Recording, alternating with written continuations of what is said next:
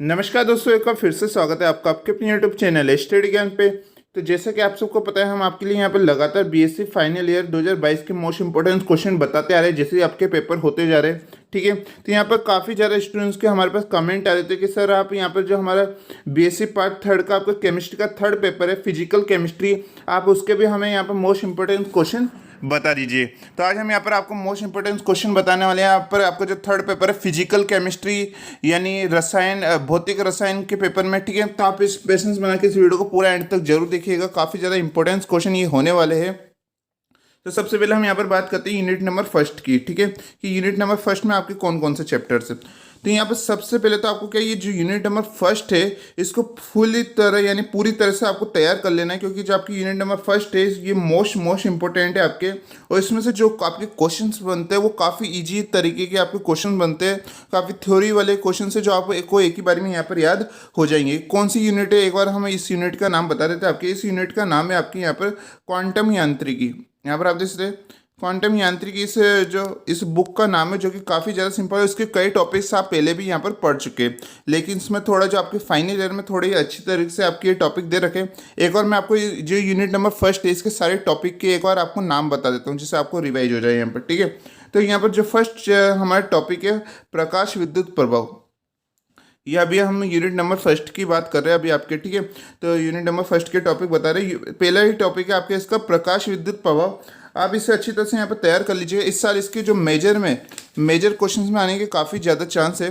और आज का जो हमारे सबसे मोस्ट इंपॉर्टेंट क्वेश्चन है आपकी यूनिट नंबर फर्स्ट में, जो कि आपके जो मेजर क्वेश्चंस आते हैं सेक्शन सी, इसमें काफ़ी ज़्यादा चांस होते हैं, क्योंकि जो आपका डेरिवेशन काफ़ी लेंथी हो जाता है। इसमें से हर टाइप के आपके क्वेश्चंस बनाए जा सकते हैं और काफ़ी सिंपल, एक ही बारी में आपको इसकी थ्योरी याद हो जाएगी। कॉम्पटन प्रभाव, अगर आपके फिजिक्स सब्जेक्ट से तो आपने फिजिक्स में भी कॉम्पटन प्रभाव पढ़ रखा होगा, और आपने ये 11 12 बीएससी फर्स्ट या सेकेंड ईयर में भी आपको ये कई बार आ चुका है। ठीक है, तो ये कॉम्पटन प्रभाव है, इससे रिलेटेड आपके कई क्वेश्चन बन जाते हैं। जैसे कॉम्पटन प्रभाव का आपको निर्धारण बताना है। ठीक है, इसका निर्धारण कीजिए, इसके प्रयोग करके कीजिए, यहाँ पर सत्यापन कीजिए। तो यानी कॉम्पटन प्रभाव में से कई टाइप के आपके क्वेश्चंस यहाँ पर बन सकते हैं, और इस साल 2022 में आने की तो आपके कई ज़्यादा चांस है यहाँ पर कॉम्पटन प्रभाव के। तो आप इसे मोस्ट इंपोर्टेंट लगा लीजिएगा इस यूनिट में से, इसको तो बिल्कुल ही तैयार यहाँ पर कर लीजिएगा। ठीक है, उसके बाद यहाँ पर आपके एक और है इसी यूनिट में डी ब्रोगली। ठीक है, डी ब्रोगली को भी आप इंपॉर्टेंट यहाँ पर लगा लीजिएगा इस यूनिट को।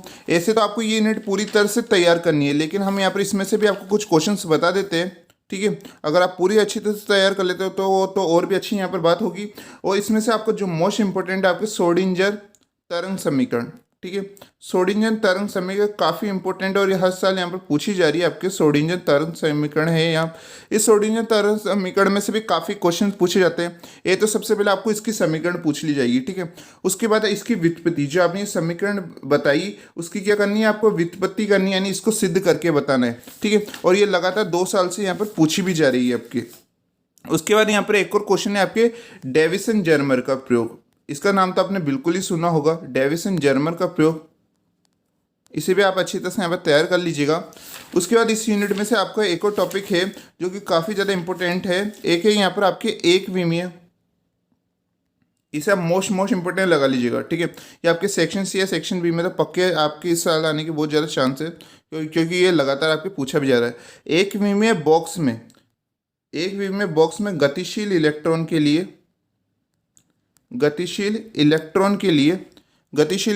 लिए श्रोडिंगर तरंग समीकरण का हल। आप पूरा एक बार टॉपिक सुन लीजिए। एक विमीय बॉक्स में गतिशील इलेक्ट्रॉन के लिए श्रोडिंगर तरंग समीकरण। ठीक है, जो कि आपके सेक्शन सी में काफ़ी बार पूछा गया है और इस साल भी आपके आने के चांस है। और इस यूनिट में से एक और टॉपिक होता है आपका हाइजेनबर्ग का सिद्धांत। ये भी आपने पढ़ रखा, काफ़ी सिंपल होता है ये सिद्धांत, जो आपको एक ही बार में यहाँ पर याद हो जाएगा, हाइजेनबर्ग का अनिश्चितता का सिद्धांत। ठीक है, उसके बाद में भी इसमें से जो आपके एक और टॉपिक होता है आपके, वो है, इसे भी आप मोस्ट एवरग्रीन क्वेश्चन लगा लीजिएगा, क्योंकि ये भी आपके हर साल पूछा जाता है, क्वांटम यांत्रिकी के अभिग्रहित। ठीक है, क्वांटम यांत्रिकी के अभिग्रहित यानी इसकी जो परिकल्पना के नाम से भी आ सकता है। तो यहाँ पर क्वांटम यांत्रिकी की यहाँ पर आपको अभिगृहित यहाँ पर पढ़ लेना है, ठीक है। ये खुद 6 अभिगृहित होते हैं, यहाँ पर आपको इनको लाइन से याद कर लेना है। 6 अभिगृहित है आपके, इसे आप अच्छी तरह से यहाँ पर तैयार कर लीजिए, काफ़ी सिंपल इनकी थ्योरी होने वाली है। तो ये तो थे आपकी यहाँ पर यूनिट नंबर फर्स्ट के। आज हम आपको थोड़े यहाँ पर ज़्यादा क्वेश्चन बताने वाले, क्योंकि आप सबको पता है कि आपको जो सेकेंड पेपर हुआ था ऑर्गेनिक केमिस्ट्री, उसमें आप सबने देख लिया था किस प्रकार का आपका हाई लेवल का आपका वो पेपर यहाँ पर पूछा गया था, जिसमें से भी अगर जिन स्टूडेंट्स ने अच्छी तरह से पढ़ रखा हो तो वो पेपर सॉल्व कर सकते थे। काफ़ी स्टूडेंट्स कह रहे थे कि सर आपने जो क्वेश्चंस बताए वो नहीं है। आप उस पेपर को ध्यान से देखिए। अगर आप उस पेपर के सेक्शन सी में खोलेंगे, आप ऑर्गेनिक पेपर के जो यहाँ पर कोटा यूनिवर्सिटी के बारे में बता रहे हैं हम, यहाँ पर जो यूनिवर्सिटी ऑफ कोटा के पेपर है, ठीक है। तो यूनिवर्सिटी ऑफ कोटा के जो आपका सेक्शन सी में आपने जब वो पेपर था, तो उसमें जो आपका क्वेश्चन नंबर 14 था, एक तो था आपका क्वेश्चन नंबर 14 में आपके जो पिरोल और पिरिडीन है, साथ में आपके इंडोल है, इनकी इलेक्ट्रॉन से नहीं प्रतिस्थापन अभिक्रिया ही तो बोली थी। और मैंने आपको कहा था कि आपको पिरोल और पिरिडीन इनको तो अच्छी तरह से पूरे अच्छी तरह से तैयार कर लेना है, इसके हर टॉपिक्स को, ठीक है। और उसके बाद आपके जो इसी सेक्शन सी में आपको क्वेश्चन नंबर 13 था, आपके ऑर्गेनिक केमिस्ट्री में क्वेश्चन नंबर 13 था, उसे भी आप देखते तो वो भी बिल्कुल सही था आपके। उसमें से भी आपके क्या पूछा गया था, इंडोल की जो बनाने की विद्या होती है आपकी आपकी फिशर इंडोल, उस फिशर इंडोल को डायरेक्ट नाम से नहीं दिया, उसको केमिकल रिएक्शन के नाम से दे दिया आपके, ठीक है। पूरी केमिकल रिएक्शन के थ्रू आपको फिशर इंडोल करनी थी। ऐसे 3-4 थी आपकी, एक आइसो क्यूक्योन की बनाने की विधि थी। तो इस प्रकार से आपके वो क्वेश्चन पूछे गए थे, लेकिन स्टूडेंट्स ने उसको अच्छी तरह से समझा नहीं, उन्हें लगा कि डायरेक्ट नाम से ही आ जाएगा। हाँ, पहले नाम से आता था, लेकिन आप सबको पता है कि जब पेपर वैसा आ जाए तो क्या कह सकते हैं, ठीक है। तो यहाँ पर उस टाइप से पूछ लिया। जिन स्टूडेंट्स ने अच्छी तरह से उस क्वेश्चंस को समझ लिए तो उन्होंने वो पेपर हल कर लिया था। इसलिए मैं आपको दोबारा कह रहा हूँ कि ये फिजिकल केमिस्ट्री में भी आपके हो सकता है, तो आपको डायरेक्ट नाम से याद नहीं करना है, इसमें से भी अंदर से आपके कुछ क्वेश्चंस पूछ सकते हैं, अलग अलग टाइप से आपके क्वेश्चन बन सकते हैं, तो आपको इसको अच्छी तरह से पढ़ लेना है, ठीक है। अब आपके जो नेक्स्ट यूनिट है वो अब हम बताएंगे आपको यूनिट नंबर 3 के, ठीक है। सेकंड के भी बताएंगे अभी। तो यूनिट नंबर 3 में आप देखेंगे तो इसका जो पहला ही टॉपिक है आपकी स्पेक्ट्रोमीटर, ठीक है। स्पेक्ट्रोमीटर की जो संरचना वो कार्यप्रणाली, इसे आप मोस्ट इंपोर्टेंट लगा लीजिएगा।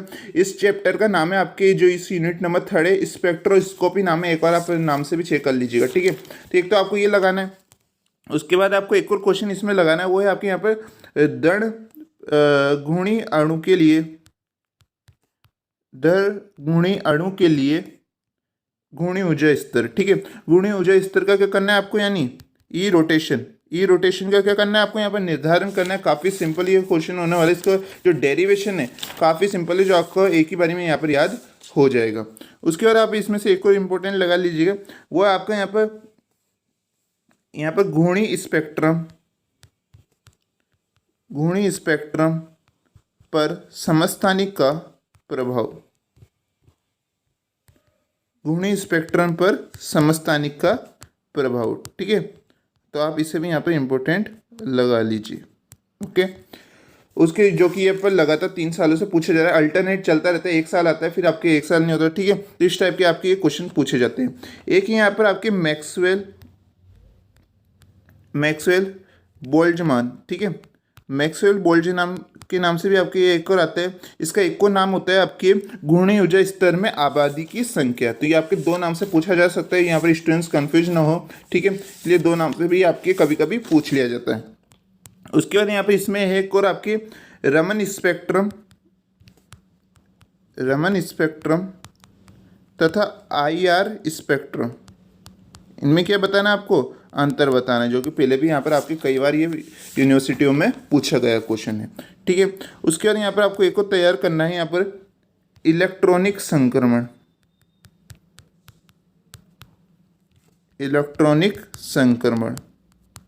अब इसे भी मोस्ट इंपोर्टेंट लगा लीजिए। उसके बाद यहाँ पे इसी यूनिट में से आपकी सरल आवर्त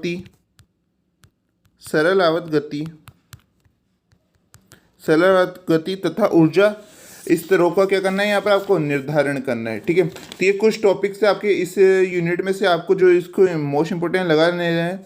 एक मैंने आपको इलेक्ट्रॉनिक संक्रमण में भी बता दिया है, तो एक आपको इलेक्ट्रॉनिक संक्रमण की जितने भी ऊर्जा स्तर है आपके सिग्मा से सिग्मा स्टार हुआ आपके, ठीक है। यहाँ पर जो इलेक्ट्रॉनिक संक्रमण है इसे आप इंपोर्टेंट लगा लीजिएगा। इसमें आपकी कई कंडीशन बनती है, सिग्मा से सिग्मा स्टार, एन से सिग्मा स्टार, ठीक है। तो यहाँ पर पाई से पाई स्टार, तो आपको इन सबको अच्छी तरह पढ़ लेना है। इलेक्ट्रॉनिक संक्रमण नाम से आपका एक और पूछा जाता है। इसका एक और टाइप से आपके क्वेश्चन पूछा जा सकता है, दृश्य व पराबैंगनी स्पेक्ट्रोस्कोप में संपन्न होने वाले संक्रमणों को बताइए, ठीक। अब आपकी जो यूनिट नंबर सेकंड है इसमें आप इंपोर्टेंट लगा लीजिएगा। इस यूनिट का हम आपको नाम बता देते हैं जो कि है आपके अणुकर्षक सिद्धांत। ठीक है, अणुकर्षक सिद्धांत में से इसमें से पहला ही टॉपिक है आपके लसाओ की विधि। ठीक है, यहाँ पर आप देख सकते हैं LCA यहाँ पर विधि, यानी इसका फुल नाम है आपके linear combination of automatic orbital. Hindi में हम बात करें तो इसका जो फुल नाम है आपके परमाणुविक कक्षकों में रेखीय संयोग की विधि। ठीक है, तो आपको रेखीय संयोग की जो विधि है इसे आपको इंपोर्टेंट लगा लेना है। रेखीय संयोग, परमाणुविक कक्षकों में रेखीय संयोग की विधि, जो आपके LCA के नाम से भी यहाँ पर आपकी पूछी जा सकती है और इस साल आपके इसके आने के काफ़ी ज़्यादा यहाँ पर चांस बन रहे हैं। ठीक है, उसके बाद आपका एक और टॉपिक होता है इसमें संकरण तथा संकरण कक्षक। ठीक है, तो इन दोनों से भी आपके क्वेश्चन पूछ सकते हैं। और जो एक सबसे इंपॉर्टेंट है, ये तो आपके आता ही आता है, हम हर साल के आप लगभग 5 या 7 साल पेपर, कितने भी साल के पेपर देख लीजिए, ये आपका एवरग्रीन आपका ये क्वेश्चन होने वाला है इस यूनिट में से। वो कौन कौन से? एक तो आपको sp संक्रमण के बारे में बताना है, sp2 संक्रमण के बारे में, और साथ में sp3 संक्रमण। इन तीनों में से आपकी एक क्वेश्चन आता है, या तो आपसे कभी sp क्वेश्चन के बारे में पूछ लिया जाएगा, या आपसे यहाँ पर sp2 संक्रमण के बारे में पूछ लिया जाएगा, आपसे sp3 संक्रमण के बारे में। ठीक है, ये फुल डेरिवेशन होता है जिसमें आपको A B C1 इन सब के मान निकालने होते हैं आपको। ठीक है, उसके बाद आपको इनसे के तरंग फलन को ज्ञात करना होता है। इनके तरंग फलन ज्ञात करने के बाद आपको इनका बंध कोण निकालना होता है। ठीक है, तो सेपरेट किसी भी संरचना का आप दे सकते हैं, या तो आपसे sp संक्रमण का पूछ लिया जाएगा, या आपसे sp2 संक्रमण का पूछ लिया जाएगा, या आपसे sp3 संक्रमण का पूछ लिया जाएगा। अगर आपके sp3 संक्रमण आता है तो वो आपके मेजर क्वेश्चन में ही आएगा, क्योंकि आपका जो sp3 संक्रमण का जो डेरिवेशन है वो काफ़ी लेंथी होता है, इसलिए आपके ये सेक्शन सी में आएगा। और बाकी हम बात करें sp और sp2, ये आपके सेक्शन बी में काफ़ी आने के यहाँ पर चांस बने रहते हैं। तो इन तीनों टॉपिक को तो आपको इस यूनिट में अच्छी तरह से तैयार कर ही लेना है, क्योंकि इन तीनों में से आपका एक क्वेश्चन तो पक्का यहाँ पर आपके हर साल ही यहाँ पर पूछा जाता है। उसके बाद आपके इसी में से एक और आपके क्वेश्चन बनता है इस यूनिट में से, जो कि काफ़ी ज़्यादा हर साल आप के पूछा जा रहा है। MOT तथा VBT में क्या करना है, आपको तुलना बतानी है। ठीक है, इनमें समानता क्या होती है और इनमें असमानता क्या होती है, तो आप इसे भी मोस्ट इंपोर्टेंट लगा लीजिएगा इसको भी। MOT तथा VBT में आपको क्या बताना है, यहाँ पर तुलना करनी है। इसका फुल नाम भी बता देते हैं जिससे यहाँ पे स्टूडेंट्स कंफ्यूज ना हो। तो MOT का फुल नाम होता है आपके आणविक कक्षक सिद्धांत, ओके, और VBT का पूरा नाम क्या होता है, संयुक्ता बंध सिद्धांत। एक बार दोबारा बता देता हूँ, MOT का मतलब है आणविक कक्षक सिद्धांत, व VBT का पूरा नाम है आपके संयुक्ता बंध सिद्धांत। तो इनमें भी संबंध आपके यहाँ पर पूछा जा सकता है, इनमें तुलना। ठीक है, तो आपके यहाँ पर 3 यूनिटों के हमने आपको मोस्ट इंपोर्टेंट क्वेश्चन बता दिए। अब बात करेंगे हम यहाँ पर यूनिट नंबर 4 की, तो आप इसे भी बिल्कुल यहाँ पर ध्यान से देखिए। यूनिट नंबर 4 है, इसमें से भी आपको इंपॉर्टेंस क्वेश्चन हम यहाँ पर बताते हैं, जो कि आपको बिल्कुल अच्छे से यहाँ पर तैयार कर लेना है। और यूनिट नंबर जो 4 है वो आपकी काफ़ी सिंपल है। इसका नाम है जो आपकी यूनिट नंबर 4 का वो है आपके प्रकाश रसायन। ठीक है, एक बार दोबारा बताते हैं ना, प्रकाश रसायन नाम है। तो इस प्रकाश रसायन में से आपको जो पहला टॉपिक करना है, इस प्रकाश रसायन के नियम, प्रकाश रसायन के नियम। ठीक है, इसके कुल 2 या 3 आपके नियम होते हैं, उनको आपको अच्छी तरह से तैयार कर लेना है। सिंपल इनकी थ्योरी होती है, जो कि एक ही बारे में यहाँ पर आपको याद हो जाएगी। इनमें से 2 टॉपिक मैं आपको बता देता हूँ जो कि सेपरेट भी पूछे जा सकते हैं, भी बाद में स्टूडेंट्स बोलेंगे सर आपने बताया नहीं। ठीक है, तो जब आपके प्रकाश रसायन नियम है, इसमें 2 होते हैं आपके। एक तो होता है आपके ग्रोथस एवं डेपर का नियम। ठीक है, डेपर का नियम, गोर्थस एंड डेपर का नियम। और सेकेंड जो कि आपके सेपरेट भी पूछ ली जाती है, अगर आप अपनी यूनिवर्सिटी के प्रीवियस ईयर के क्वेश्चन देखेंगे तो ये आपके सेपरेट भी पूछ ली गई है, स्टार्क व आइंस्टीन का नियम। ठीक है, स्टार्क एवं आइंस्टीन का नियम, तो ये आपके सेपरेट भी यहाँ पर कई बार पूछ लिया गया है। अब आपकी जो इस यूनिट है, इसमें से आपका एक को टॉपिक है आपके जो है प्रकाश संवेदी पदार्थ। ठीक है, प्रकाश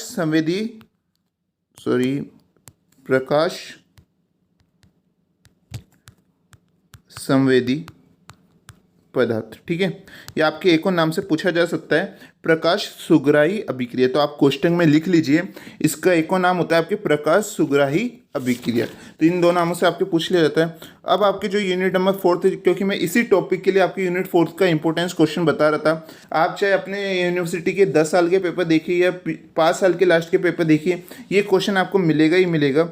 और इसमें से आपके कई क्वेश्चन बनते हैं।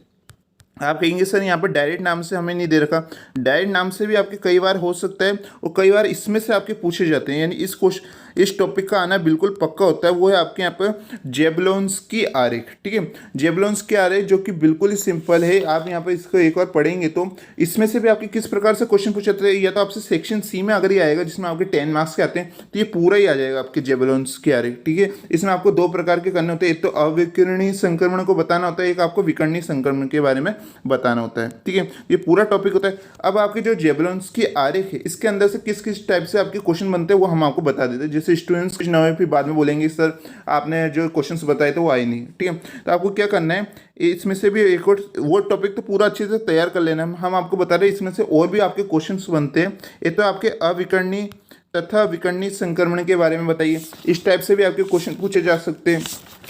या आपके एक और नाम से आता है प्रतिदीप्ति तथा स्फुरदर्शी। ठीक है, ये दो टॉपिक भी आपके कभी कभी सेपरेट भी पूछ लिए जाते हैं। ये सब आपके जेबलोंस्की आरेख के अंदर ही आते हैं आपके ये टॉपिक, तो आपको इनको सेपरेट भी तैयार कर लेना है। इसलिए हम आपको हमेशा कहते हैं कि आप अपनी यूनिवर्सिटी के लास्ट के 5 साल के पेपर तो बिल्कुल सॉल्व करके जाइए, क्योंकि उससे आपको अपने पेपर का लेवल पता लगता है कि आपके किस टाइप से आपकी यूनिवर्सिटी में पेपर आपके पूछे जाते हैं। तो ये दो टॉपिक को भी आपको अच्छी तरह से तैयार कर लेना है। ये तो आपका अविकर्णीय विकर्णीय के सेपरेट से भी पूछ लिया जाता है, ये आपसे स्फुरदर्शी प्रतिदीप्ति के टाइप से भी आपके यहाँ पर ये क्वेश्चन बन जाता है। ठीक है, तो आपको ये जेबलोंस्की आरेख है इसको पूरी अच्छी तरह से यहाँ पर तैयार कर लेना है। फिर इसमें से एक और टॉपिक होता है आपका रासायनिक एक्टिनोमीटर। ठीक है, रासायनिक एक्टिनोमीटर है जो कि काफ़ी ज़्यादा सिंपल और आपके इम्पोर्टेंट है, आपके ये टॉपिक है, इससे भी आप अच्छी तरह से यहाँ पर तैयार कर लेना। आज मैं आपको कुछ ज़्यादा ही यहाँ पर क्वेश्चंस बता रहा हूँ, आपको भी लग रहा होगा कि सर यहाँ पर आप बहुत सारे आज क्वेश्चंस हमें बता रहे हैं। ये इसलिए बता रहे हैं क्योंकि जो इसमें से आपके अलग अलग टाइप से हर साल पूछे जाते हैं क्वेश्चन, तो मैं नहीं चाहता कि यहाँ पर किसी भी स्टूडेंट्स के यहाँ पर पेपर में दिक्कत हो, इसलिए मैं ज़्यादा से ज़्यादा इंपॉर्टेंस लगाने की यहाँ पर कोशिश आपके लिए कर रहा हूँ। ठीक है, तो यहाँ पर आपके जो इसमें से एक और टॉपिक है आपके यहाँ पर क्वांटम लब्धि के कम व अधिक मानों का कारण। ठीक है, क्वांटम लब्धि के कम व अधिक मानों का यहाँ पर कारण, इस टॉपिक को भी आपको अच्छी तरह से तैयार कर लेना है। तो ये लगभग 4 यूनिटों के हमने आपको क्वेश्चंस बताए। एक तो हमने आपको बताया यूनिट नंबर फर्स्ट के क्वेश्चंस, एक साथ में थर्ड के क्वेश्चन एक हमने आपको यहाँ पर बताए, सेकंड के क्वेश्चन एक हमने आपको बताया, फोर्थ के क्वेश्चन। अब बाकी यहाँ पर आपकी लास्ट 5th यूनिट जिसमें आपके 2 पार्ट होते हैं, जो आपकी यूनिट नंबर 5 है इसमें आपके 2 पार्ट है। ठीक है, ए और बी। हम आपको बता दें जो आपकी यूनिट नंबर 5 है वो काफ़ी लेंथी आपके यहाँ पर ये यूनिट है, जो कि अगर हम आपको इसके इंपॉर्टेंस क्वेश्चन बताते तो उसमें से आपके कम चांस होते हैं उनके बनने के, क्योंकि जो यूनिट है आपकी काफ़ी ज़्यादा लेंथी है। क्योंकि अगर हमने इसके मोस्ट इंपॉर्टेंस क्वेश्चन बताए तो वो लगभग आपके 12 से 13 मोस्ट इंपॉर्टेंस क्वेश्चन हो जाएंगे। फिर आप कहेंगे सर ये वीडियो काफ़ी ज़्यादा बड़ा हो गया और इतने हम क्वेश्चन याद नहीं कर पाएंगे, इसलिए मैं आपको यूनिट नंबर 5 में से कोई क्वेश्चन नहीं बता रहा हूँ। हाँ, माना कि यहाँ पर जो यूनिट नंबर 5 है काफ़ी ईजी होती है, तो आप इसे अपने अनुसार ही तैयार कर लीजिएगा। अगर आप चाहते कि अगर आपने पहले से सोच रखा था कि सर हम यहाँ पर यूनिट नंबर 5 को तैयार कर रहे हैं हम, तो ठीक है, तो आप यूनिट नंबर 5 को यहाँ पर खुद तैयार कर लीजिएगा अपने अनुसार। यहाँ पर देख लीजिएगा कौन सा यहाँ पर टॉपिक इंपॉर्टेंट है, क्योंकि अगर हम इसमें से इंपॉर्टेंस क्वेश्चन लगाए तो आपके काफ़ी इंपॉर्टेंस क्वेश्चन बन जाएंगे यूनिट नंबर 5 में से, क्योंकि ये काफ़ी लेंथी आपकी यानी काफ़ी बड़ी ये यूनिट होने वाली है। तब भी अगर आपके कहने पर हम आपको एक यहाँ पर क्वेश्चन बता देते हैं जो कि कई साल यहाँ पर आपके प्रीवियस ईयर में पूछा गया है, उसके अनुसार हम आपको ये क्वेश्चन बता रहे हैं। ठीक है, तो आप इसे यहाँ पर ध्यान से देख सकते हैं। यूनिट नंबर 5 का जो पार्ट बी है आपके, इस पार्ट बी में से आपके एक क्वेश्चन है जो कि इस साल आने के चांस है आपके क्लोसियस मोसोटी समीकरण। ठीक है, क्लोसियस मोसोटी समीकरण, इसको आपको पढ़ लेना है। ऐसा हो सकता है आप यूनिट नंबर 5 को तैयार भी कर सकते हैं, लेकिन ये काफ़ी ज़्यादा लेंथी है, तो आप इसे अपने अनुसार तैयार कर लीजिएगा। ऐसे मैंने आपको 4 यूनिटों के मोस्ट इंपॉर्टेंट क्वेश्चन बताए, इसे आप अच्छी तरह से पूरी तरह तैयार कर लीजिएगा। और 1-2 मिनट यूनिट तो आपको पूरी अच्छी तरह तैयार करने को कहा है, जैसे कि आपकी यूनिट नंबर फर्स्ट है, इसे तो आपको पूरी अच्छी तरह तैयार कर लेनी है। यूनिट नंबर 2 को भी आप अच्छी तरह से पूरी तरह तैयार कर सकते हैं। ठीक है, तो आई होप आज का वीडियो आपके लिए पसंद आया होगा। तब भी आपको कोई डाउट हो, कोई क्वेश्चन हो, तो आप हमसे यहाँ पर कमेंट बॉक्स में पूछ सकते हैं। तो मिलते हैं नेक्स्ट वीडियो में।